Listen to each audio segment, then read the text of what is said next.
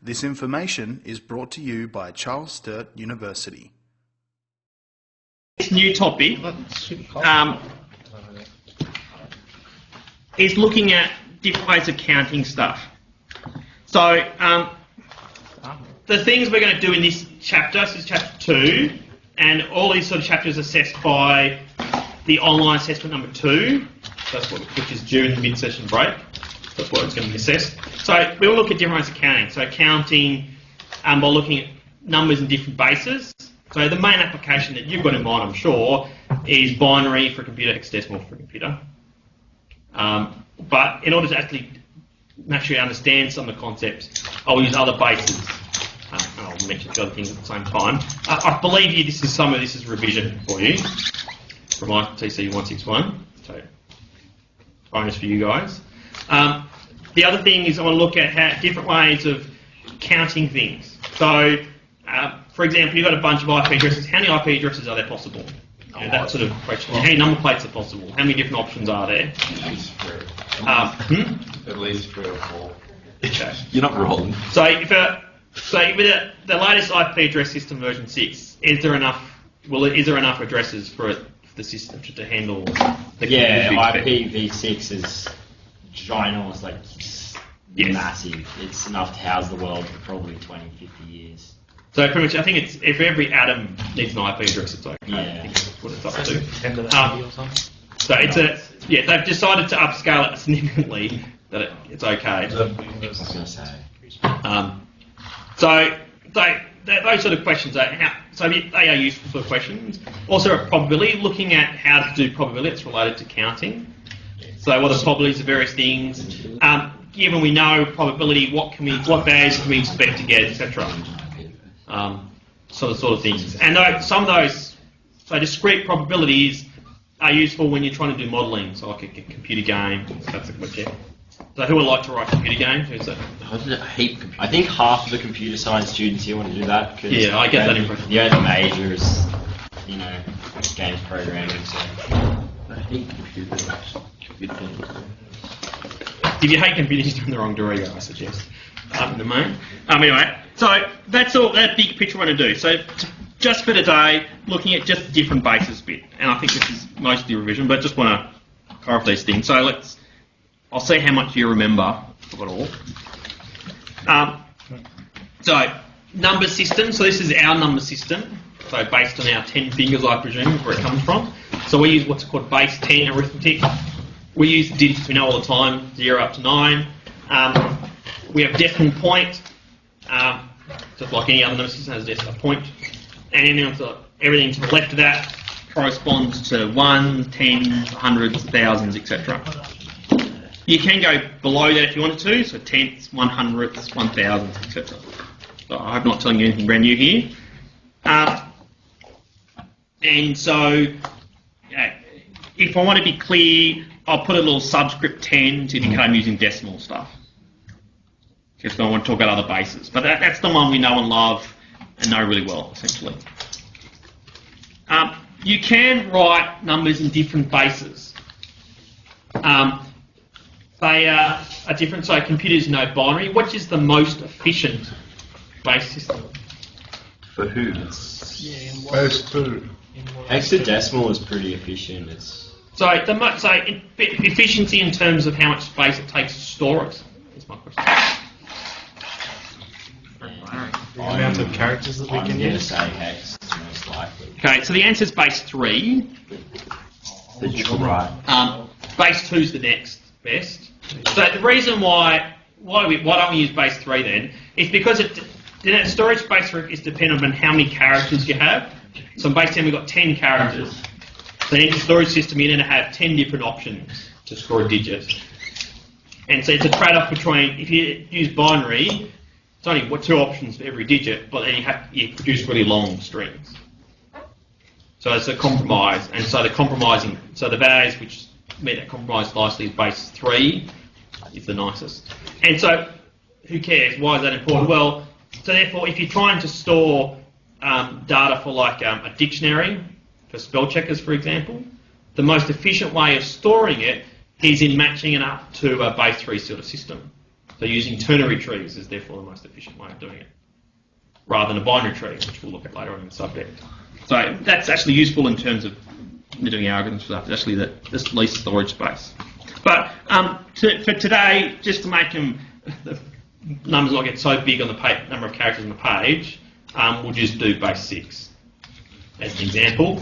And looking at this particular base just leads to some other things to consider. So we only have to use the digits 0 up to 5 only. And just because we love our decimals, we'll just use the same digits there. That's what binary and everything else does as well. So in terms of place values, you can have a point in the middle. So everything to the left of that is different powers of 6. So 1s, or 6s, or 36, or 216, 216, etc. as you're going higher. You can also go further down if you wanted to. And you know the same system for binary as well, hexadecimal. And we'll put a little subscript 6 where we need to. So the first few numbers is 1, 2, 3, 4, 5. Then what's the number after 5? 0. Well, it's 1, 0 is how you would say it. So you don't say it as 10, as you can see here. And why can't you write down 6? Because it's in base 6, there is no digit character called 6. So you have to just jump up to the next one along. So 1, 0.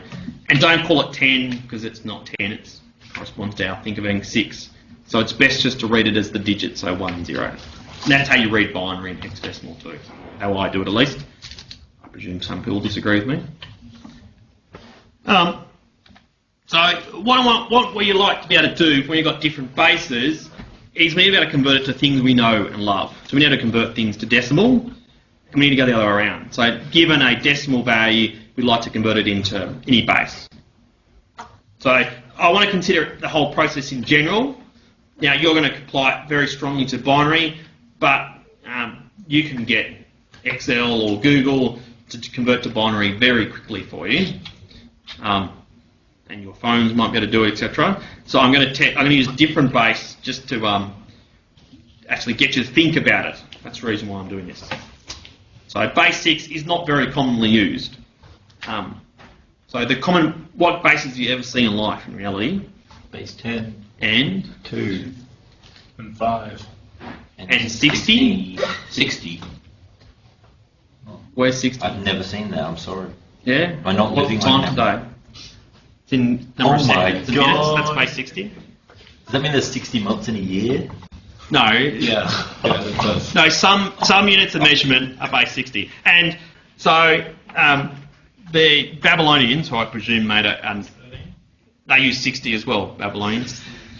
So they had 60 different characters. The Babylonians, man, that was a very long time Yes, ago. it was. So we've settled on for something smaller. There is benefits for having 60. It sounds like such a big number, but it has benefits. But anyway, we need to convert from one to the other. So how would I just do one example? I've written the formulas down. I want to show you the short and the long way of doing it. From a computer's point of view, this is.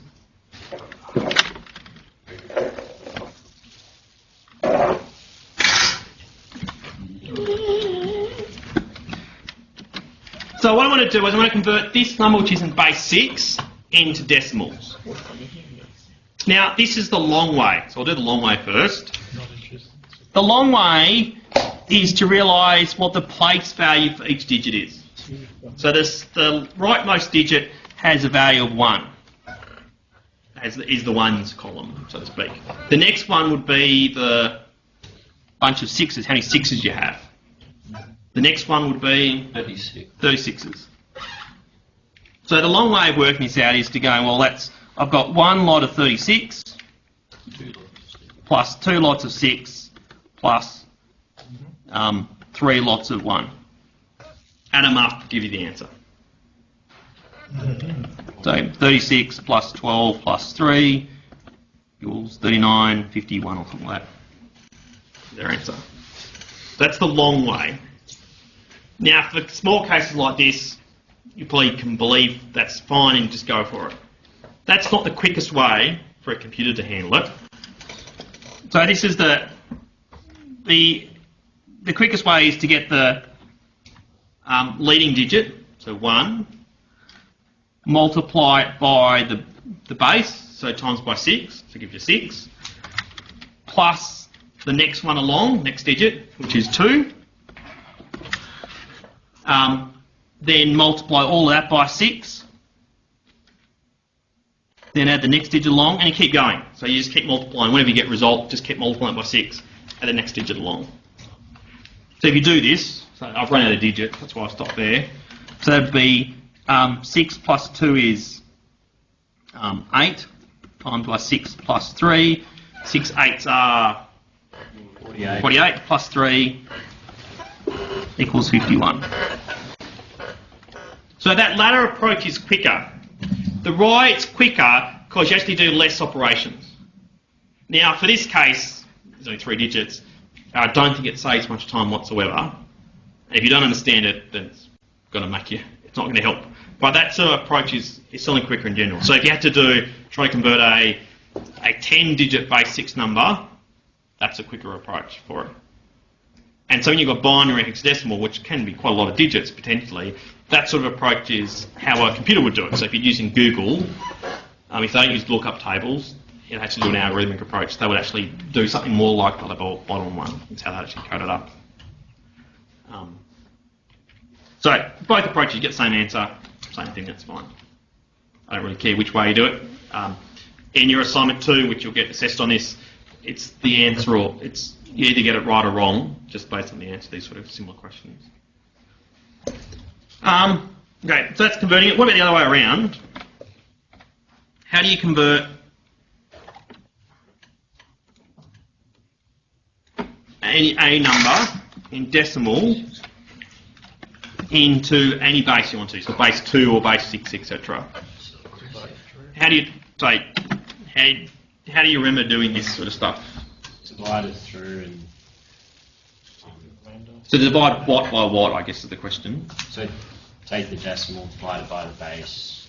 Yep. Take the remainder, divide it down. Okay, so let's do that. So let's get our base, divide it into 207. So the things you need to know is both what you get after dividing it and what the remainder is. How can you do this? You can do it by long division. You can also pull out your calculator and just go 207 divided by 6, that's fine. If you do that in your calculator, what do you get? You need a decimal. You're going to get decimal. You can just make it have a remainder on your calculator. So You can just convert it to a remainder. So you can do 207 fraction button. Yeah.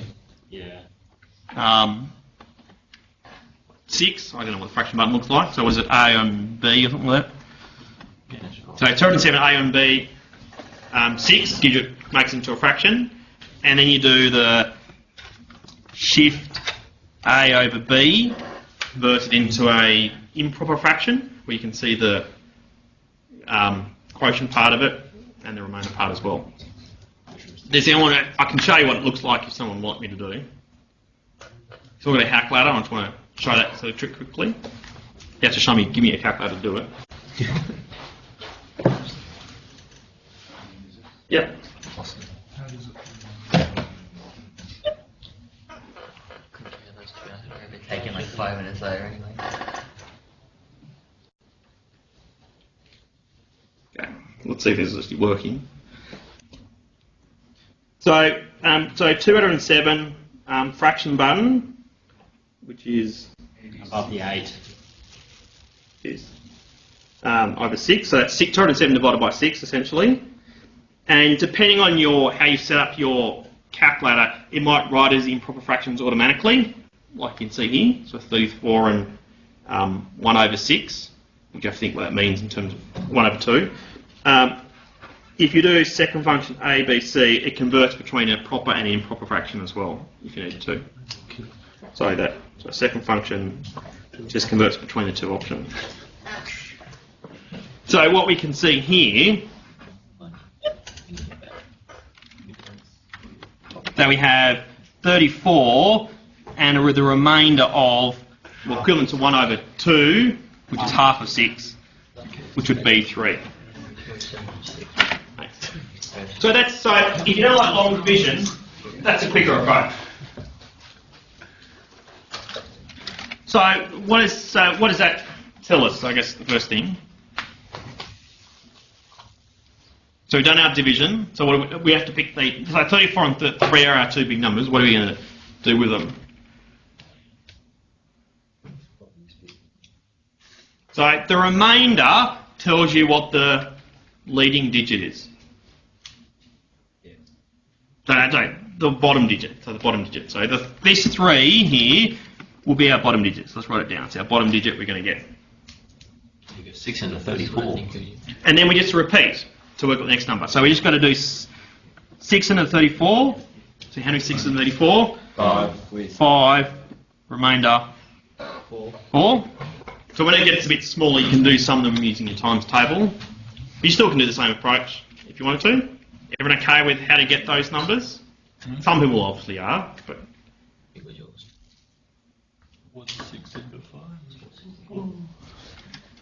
And so this number here, 4, now becomes our next most significant digit.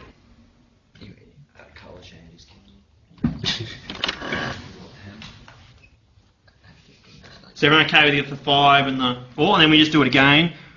We're going to do 6 into 5. We'll get 0 with 5. So there's nothing, you can't, just not big enough. What's the remainder? 5. So that number is our next digit, so 5. And you keep going until you get to 0. And we've got that 0 already. 6. So that's it. So as soon as you get to 0, that's the end of it. Is the whole bunch of zeros? So that would be what our number is, so 5, 4, 3 in base 6 in this case. So the algorithm, just reminding you, is you just basically keep dividing by the base. Every time you get a remainder, that becomes the bottom digit, what's left. Or it becomes the next digit starting from the bottom. You keep going, keep dividing by the base until there's nothing left to divide by. You get to 0 essentially. And that's true for calculating binary, hexadecimal, which would be divided by 16s, etc. as well. Does that ring bells to what you've done before? And your calculator's in your exam, and you can use that as your friend if you want to. That's fine. Use it to answer your questions.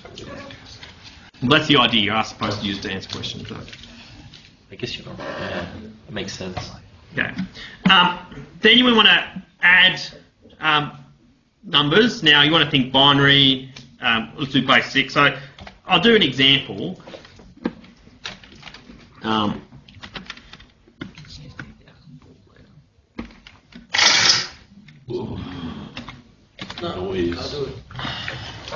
So we have to go back to how you added numbers when you did it at primary school. So why that is because we can't quite use a calculator for these directly. Now, the long way of doing these questions would be to convert 1, 2, 3 into decimals, 5, 4, 3 into decimals, so convert them base and decimals, add them up as a decimal, which you know how to do, your calculator does, and then convert back to base 6. That's the long way of doing it. And I guess I can't stop you. But the quicker approach is just to deal with it by itself. The way you did these things all the way back in primary school was to do column addition. So write them as columns. So do a big plus if you want to add them. No, I do. Okay, I was going to say. So how we do column addition is you just add the columns up, one at a time, of course. So the first column is, and you go from the smallest up to highest, so the smallest is the 2, 3. So what's 3 plus 3? 6. Now, you think of 6, but you go, we're in base 6. So I can't write down 6. So that means in base 6 that corresponds to 1, 0. So I've got to carry the 1. So I'm carrying the top digit and putting down the 0 otherwise. It's just easy to convert both of them, add them up, and then convert it back. I'm just going to do that. Depends how big the numbers are. So then you keep going. So the next one is you got 2, 4 and 1, add them up. What do you get? 7. Now it's too big, so you have to convert. You're going, well, I have to. That's really 1, 1. 1 and carry the 1. The 1, carry the 1, and you get 7 again. So 1, carry the 1, and then it just becomes down the 1 down the bottom here. David, 123 plus 543. So 1110, and let's say it's base 6. It's obvious if you look at it. So that's the basic algebra. So you have to treat it like like primary school, which was a long time ago for everybody, I'm sure. So and you haven't practiced that potentially for quite some time. Maybe you did a little bit of 961, so you've had some benefit from that. But that's the basic approach. So you can go work through decimals, which you know much better. Or if you don't, your calculator certainly knows decimals much better. But that's how to do it sort of directly. What about subtraction?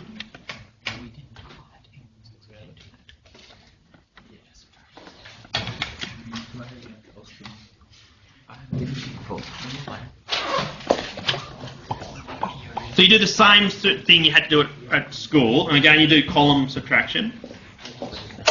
So you do the numbers as they stand, and this one's very straightforward, fortunately. So what's 3 minus 3? 4 minus 2? 2.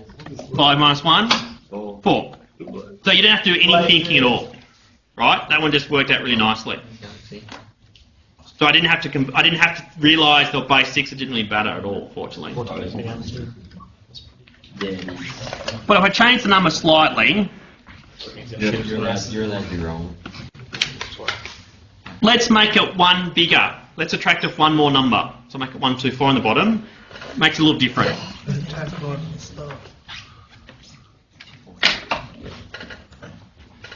So how do we do this sort of thing? So if you do this approach, this sort of difference, we have to do 3 minus 4. Now, do you remember what did you do if this was decimals? What did you used to do? Check the 1 on the 3, so it's 13. So it's called trading, I think is the phrase they get. Whether you ever remember the name for what it is. So basically you trade in one of those groups, so one of the 6s in this case.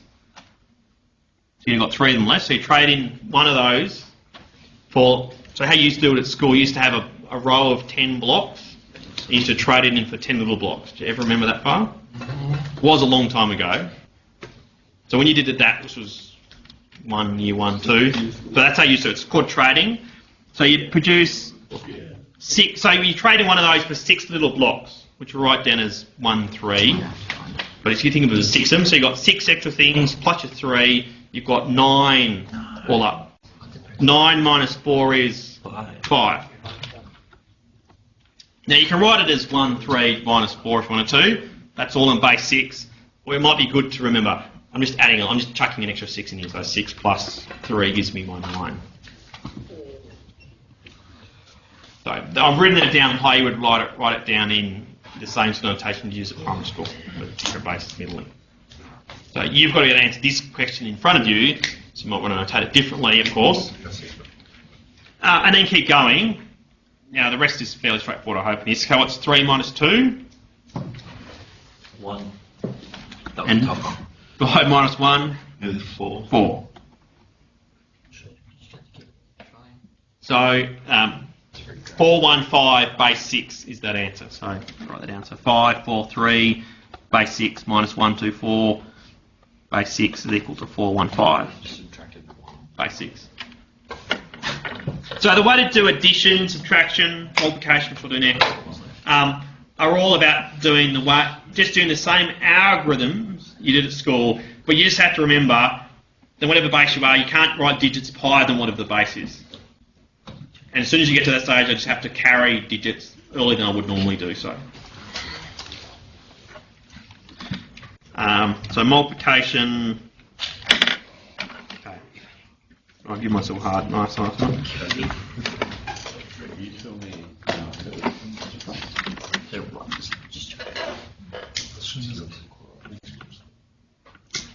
Let's make it a bit easier than the example I had on my slide there. So 321 times by 1, 2. And in terms of, so base, we're going to do, so it's base 6 we have in mind. So the 1, 2, for example, would be 8 in decimals. So we're multiplying by something by 8. So how do you do multiplication? This is the column multiplication. 2 times the 1. So you basically do everything multiplied by the 2. So you do the 2 times by 1 gives you 2, 2 times by 2 gives you 4, and 2 times 3 gives you 6. but It's 1 0. but the 6 has to be written in base 6. So it's a 0, carry the 1. So it's right down as 1 0. 2 times. Then you have to go the next digit along. So 1. Move across a column. So leave a bit of a space there. So I put a 0 down for the space, and then just multiply 1 by all these other numbers. Easy. Now it's 1, so I can do that one quick in other numbers. 1 is 1, 2, 3. It's getting a bit hard now. Oh, we got to slow down. Okay, so everyone understand what they're doing. So I mean, I haven't not nearly written down nearly enough of what's actually happening there, just the results of it all. Is everyone following what's happening? It depends how much you remember back from last semester or primary school, depends where the case might be. What do you do next? Add them all up. Add them up. So 2 and 0 gives you 4 and 1 gives you 5. 0 and 2. 2. 4. That's it. Yeah. So the same sort of things apply every single time. And sometimes they're very straightforward, and therefore it seems silly to try to go to decimals. Other times it's a bit harder, and you've got to evaluate it as the case would be. But I suggest that it's probably going to always be just tackle it directly is what I would approach it to be. Personally, I'm always fine with people doing things laterally. So laterally would be go around along the path. Sometimes might make it easier for you, so that's okay.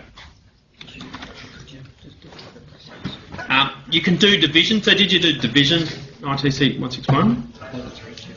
I think so. Remember. I'm going to say no. I'm going to say yes. We did some vision last year. Yeah, we did. 559. Okay, well, let's have a go at this one.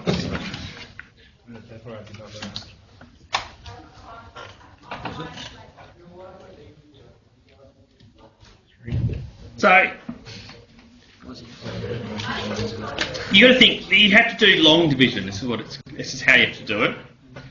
So you have to remind yourself, how do you do long division? Now, before I told you the cheats way of doing it for decimals, we can't quite do it here anymore. So you can always convert to decimals and go from that if you wanted to, but let's just try tackling it directly. So the way to do long division is really dividing the. So you got how many multiples? So pretty much how many multiples of 1, 2, 3 divide into the first few digits of this number, essentially. So this number is 3 digits long. That's 3 digits long. So I'm really going to have to consider the first 3 digits here for it to divide into. So 1. So how many multiples of 1? So I have to multiply 1, 2, 3 by different numbers to get up to 4, 2, 3. So how many numbers do you reckon it is? Just have a guess, and we might get it wrong. 4, remainder 50. So we'll try 4. Let's just do 1, 2, 3 times by 4. Let's see if we're in the right ballpark or not. So 4 times 3 gives you... Base 6 here or base 10? Are you doing base 6 here? This is base 6. Base 6. So 4 times 3 in base 6. Is 20. So, yep. 0, 2. 2 times 4.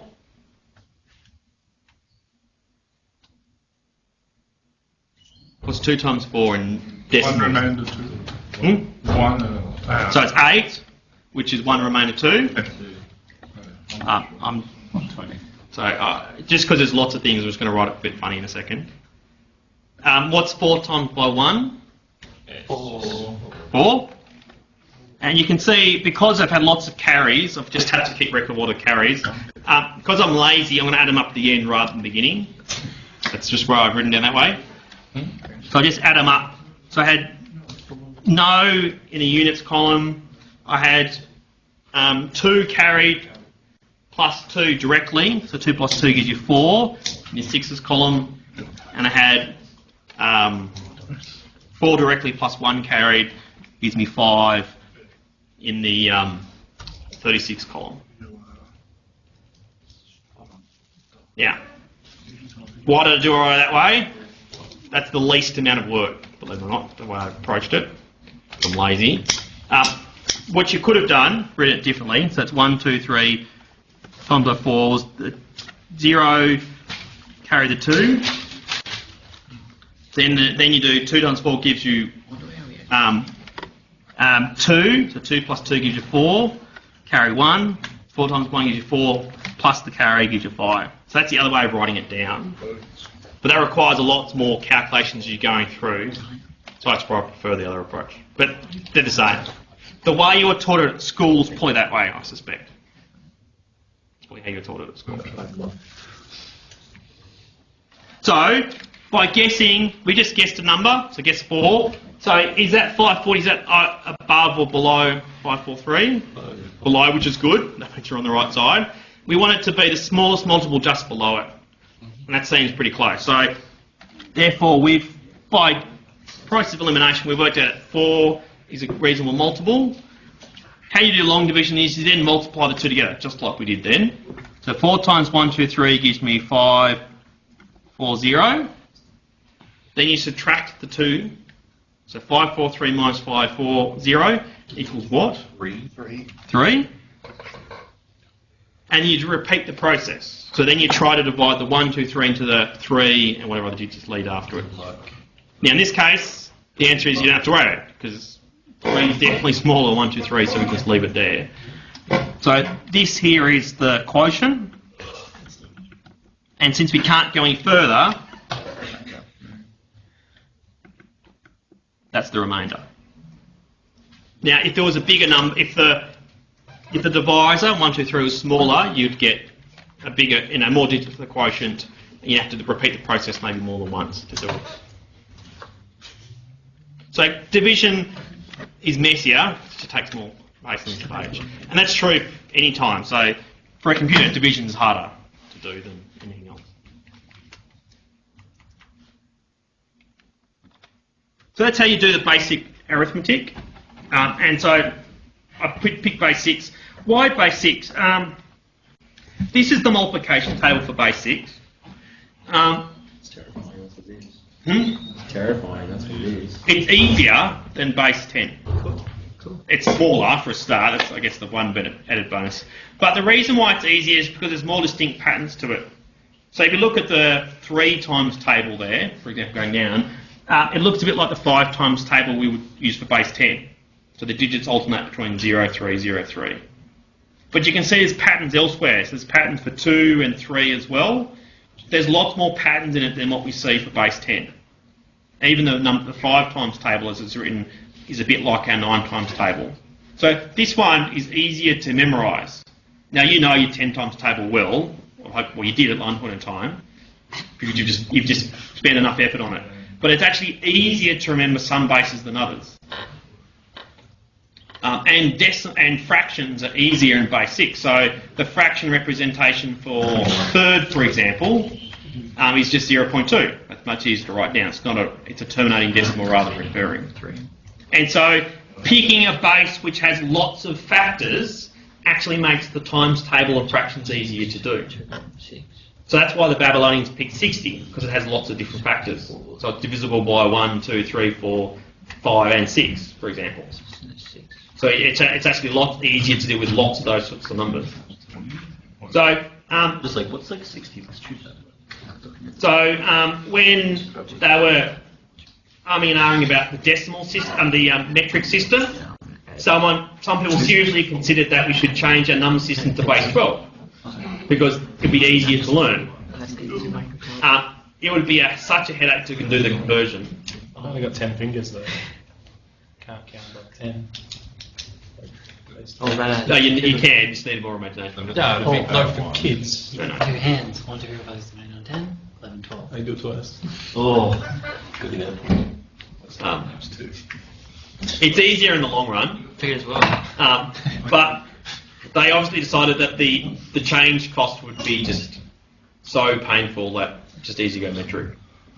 And the reason is because they had lots of things in numbers 12s already. It's also part of the reason why they did it. But one way or the other, we're stuck with base 10, and it's very much ingrained. Okay. So now, as you know, most computers use binary at the heart of it all. So digits being 0, 1. It's really handy to know all the different powers of 2 to understand it. So I think all males can. so 2 to the power of 0 is 1 to start you off. 2 to the power of 1 is 2. What goes after that? All right, 16, 32. 64, 64. 256, 512, 1024, and on and on and on. Okay, it's useful to know this, which some people clearly do. To know what they all different correspond to. So they're the ones you just go off to me. So 2 to the power of 10 is about 1,000. So 2 to the power of 20 is about 1,000,000. Is the rough guys. So it's useful to know those. So you can convert from decimal to binary pretty easily. I'll skip that one just a moment. So the problem with binary, though, which I'm sure you're aware of, is that it takes a long time to write on a piece of paper. And so it's more convenient when you're writing it down on a piece of paper is to use an abbreviated version, and hexadecimal is the commonly used one. So any base which is a power of 2 would be a nice one to use essentially. So hexadecimal is the key example. And so hexadecimal really is base 16, and you use the numbers 0, 1 to 9. You need a few more characters, and so the easiest ones to use is A, B, C, D, E, F. And so what does A correspond to? 10. What does F correspond to? 15. Etc. And you can work the rest out if you needed to. And you use hexadecimal lots when just trying to write down what a binary sort of thing is. In cascading style sheets or HTML, you can write the one colour, so it's pink as a matter of fact, as hash FFB3D9, which is the hex code for the colour it uses. So how colours work out: the first 2 hexadecimal digits correspond to the red, how much red there is. The next 2 is how much green. The last 2 is how much blue there is. So this is red, green, blue. I mean, there's other ways of writing in colour. So how about we work at how much red there is? Now, who reckons I can do this without me telling you what to do? I say 30. So how much red's there? So it's FF. How do you write FF as a 15 times 16 plus 15 times 4. I'm just going to simple.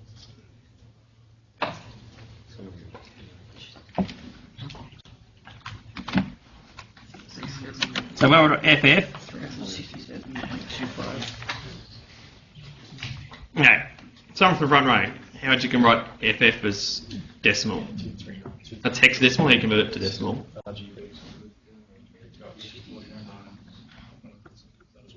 So the first F corresponds to 15. That's in the 16th column. So 15 times 16. And what else do you do?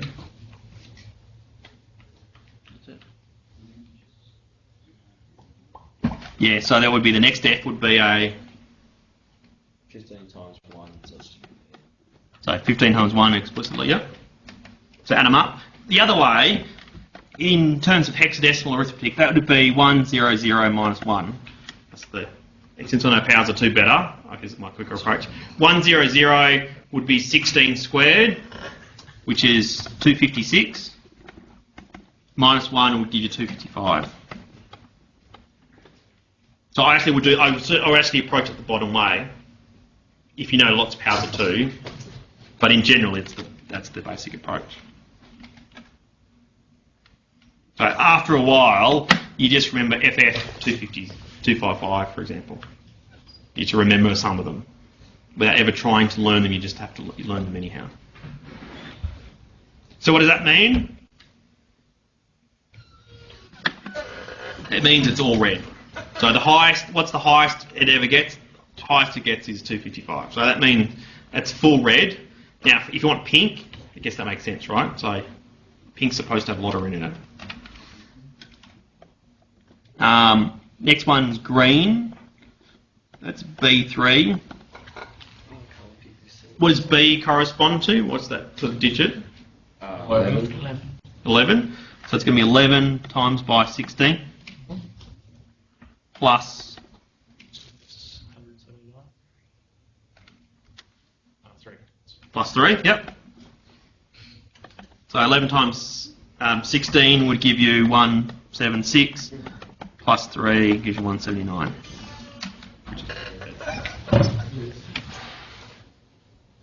Which is, you know, about more than halfway. So it's got quite a bit of green in it still.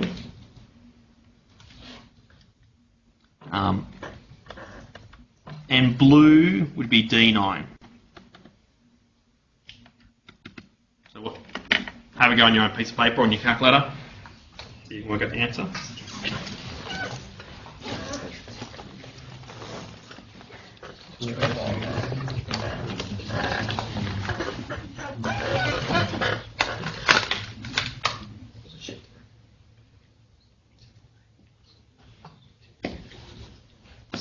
What is 13 times 16? It's 208. Okay.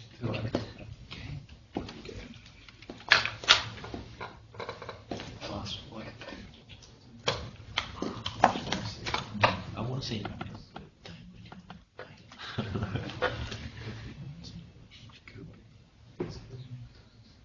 So we'll work out the answer democratically. So how democracies work is the answer the majority of people give is the we'll call right.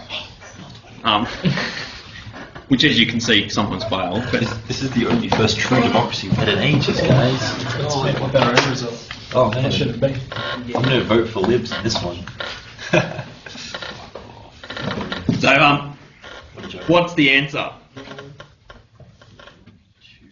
208. Oh, wait. 500. Right there. No, yeah, 500. 500, guys. So the answer that the most people get is we'll call right. Yeah, I vote for 500 too, actually. Look, if you vote for 500, I'll give you, I mean, if you vote for 500, I'll give you a cheeseburger. 500, yeah. Hand it back, Dave. I'm hungry as. Well, look, I'm a politician. okay, so what do you guys get? Do you know how to do it? I mean, whether you want to get this joke answer that seems to be the one that's going to be winning, or the some alternative answer. Like democracy, probably. Yeah, that's how democracy fails. So 3 6 is 8. 13 times 18. 208 plus 9, so it'll be 217. 217, yeah. It's 217. But I think it's 500 still. 500 makes more sense, yeah. Considering the maxes, 255, 500 makes a lot But of sense. if you double that, right? You double 255, you get 510 minus 9, which is 501. But you also got to do the 1 because you got to minus 1 from the 255. Okay. That's Yeah, 500. okay, Dave.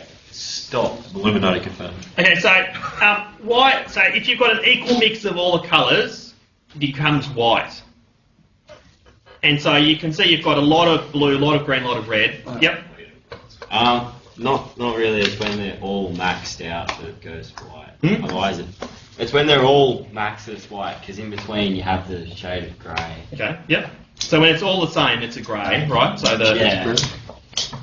so it's equal mix. Then there's no colour. It's pretty much either black or white or somewhere in between. Yeah, but So you've got a lot of mix. So therefore, if you've got lots of high values close to each other, it's pretty washed out. So washed out red, for example, therefore, which we call a pink, which is what this one is.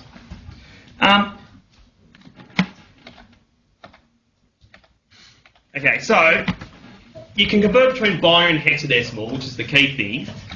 Really just being able to write everything either base 16 or base 2. So F, which is 15 in hexadecimal, is just 1111 in binary. And it's useful just to know how to go one between the other. And if you need to, you can remember A, for example, is 10.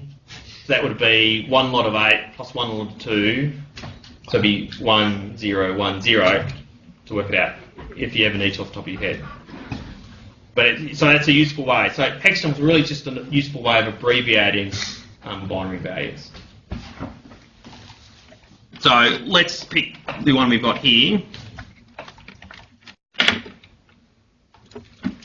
So F, B, 3, D9. Let's write that as binary. That's what actually that would be coded in the computer as binary. So we should go each one. So look at each character time. So F, you have to convert that to binary. So what's F in binary? Yep, so it's 1, 1, 1, 1. The X-def. Same. So I'll leave a space just to make it easier to see what we're doing here. The B.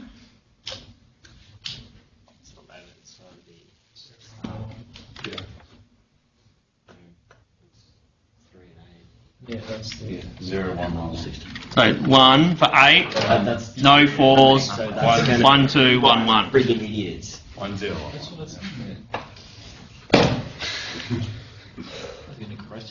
Okay, so it's 8 and 3 is what you're saying. One lot of 8, no 4s, 1, 2, 1, 1. What's 3 look like? 0, 0, 1, 1. 0, 0, 1, 1. D. Looks like 1, 0. No, I'm wrong. So it's 13. So it's 1 lot of 8, 1 lot of 4. Yeah, that's no 2s, 1, 1. I was doing good. And 1, 0, 0, 1. And a 9 would be 1, 0, 0, 1. Yeah. So it's really, I mean, how a computer would do this is just a lookup table. Take that to computer array and just look it up. You know, get it converted. Okay, so this is another close to the end, last example. No blue. Lots of red. Good breed.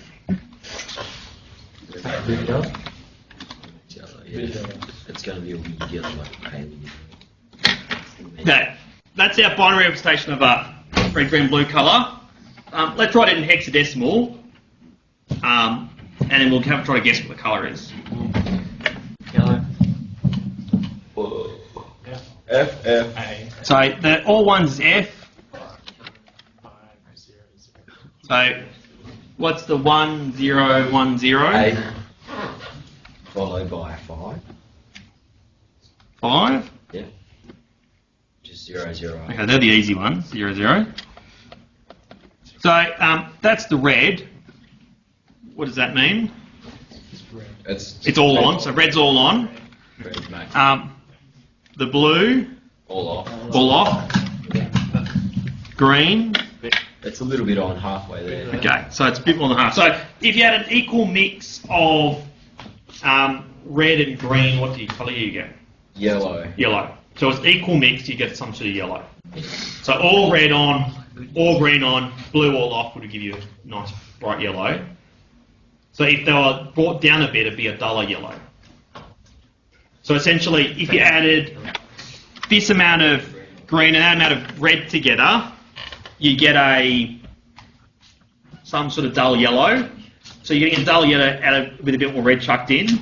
So it's going to be like a dull orange. So the answer is orange. So if you used in HTML, if you say colour equals orange, that's what you get. That's the actual name for it. What came first, the colour or the fruit? The egg. No, it's the chicken. I'm not a linguist. That's why you're not a linguist. Obviously not. Yeah. Right. So you need. So as you can see, for lots of reasons, you need to be able to binary underpins lots of things. Hexadecimal is useful to write it down. At times, in this case, being able to convert this hexadecimal to binary probably doesn't help at all, to tell you the truth. That's what the computer has to think about it, but it doesn't actually help you understanding. Sometimes writing in hexadecimal, the first 2 bits tell you something. They're a flag, for example. And so sometimes you need to be able to decode that first hexadecimal into its binary, so you can just extract the first 2 bits out, whatever it might be. So therefore, it is important in some applications, not the one I picked here, unfortunately, but in other cases. So it is useful skills to be able to go backwards and forwards at times. And at the end of the day, I mean, something like FF, that's fully on, but being able to know what other values are in decimal is also pretty handy. So being able to go between any of the different formats is incredibly useful. So that's the end of the different bases, so we'll finish it there today. So what I'll do from tomorrow's lecture is looking at how to count objects. So how many number plates or IP addresses or whatever it might be. But so please spend some time this week doing assignment 1. Don't be scared of doing it now. Alluding to the conversation we had earlier. Are you ready to learn to count? I'm ready to relearn how to count, but So yes, we'll do counting from tomorrow. So.